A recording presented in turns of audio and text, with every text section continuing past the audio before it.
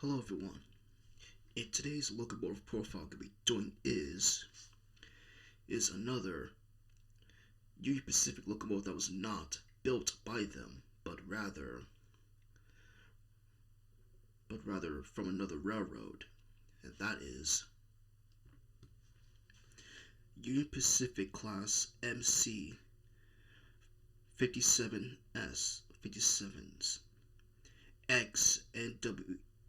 XNWA locomotives were a small batch of 5 Y3 class 2882 steam locomotive ballets that were bought secondhand from the Norfolk Western during the latter half of the World War II for assisting in, as I was saying, for assisting in war traffic.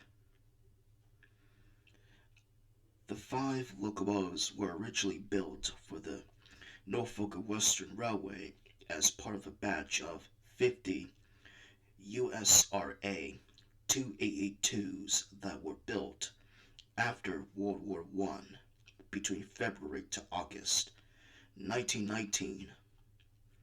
As delivered, this class of engine had duplex stokers, type A superheater, Baker valve gear, and Worthington feed water heater, 57-inch drivers, and 60,000 gallon and 23-ton of rectangular tenders, which had been built in 1937 by Alco. They also used 6-wheel tender trucks, becoming a mainline choice for heavy coal drags at slow speeds. For the NAW during the 1920s and 1930s, several were sold to other railroads during the war as newer and more powerful engines like the Y6 replaced them.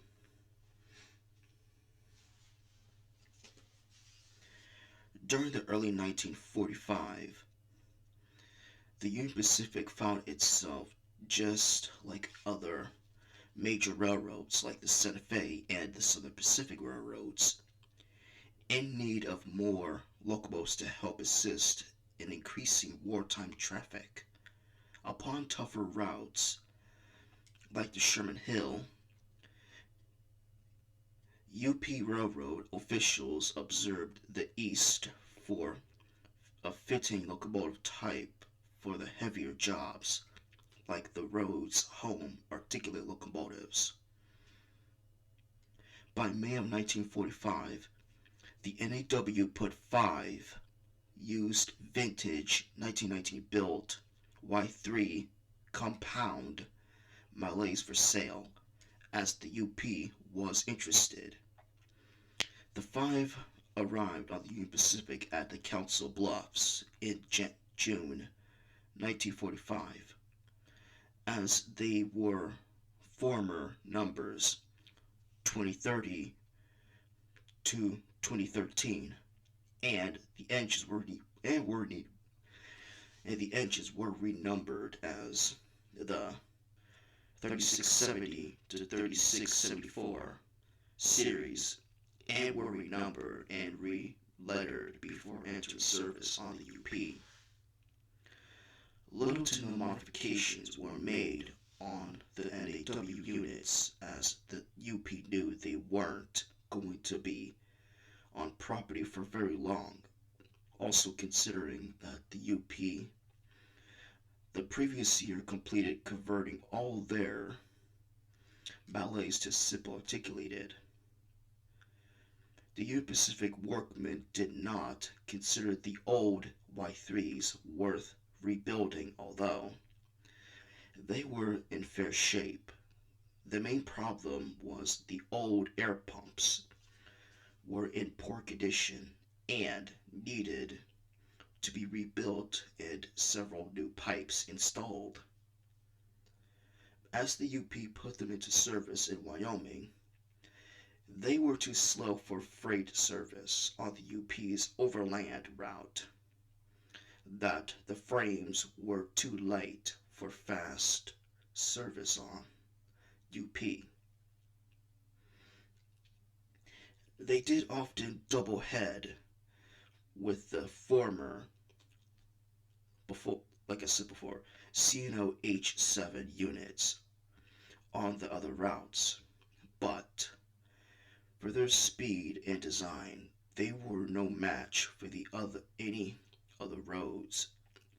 Timken equipped modern power. The locomotive took the brunt of the coal assignments for many months and were withdrawn from service in late 1947. Some of the NAW units were the last war babies to be withdrawn as soon as the traffic on the hills decreased. The former Y3s became surplus with retirements, beginning with number 3672 in July 1947, and the last retired locomotive in December of 1947, along with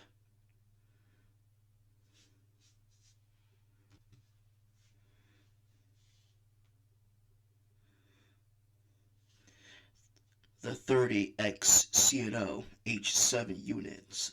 The X and AW units were quickly cut up by the few months of 1948. The Union Pacific made only a few modifications for these units, such as repainting with new numbers and lettering, lighted number boards installed on top of the smoke box, removed number plates, removed doghouse, and rebuilt air pumps. And these locomotives were the last true Malays used anywhere on the UP.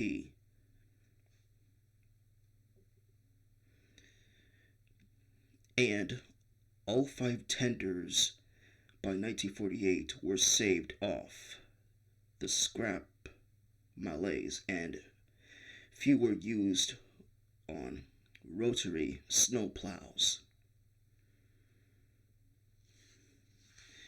It's a shame, though, that none of these Malays ever survived to live preservation.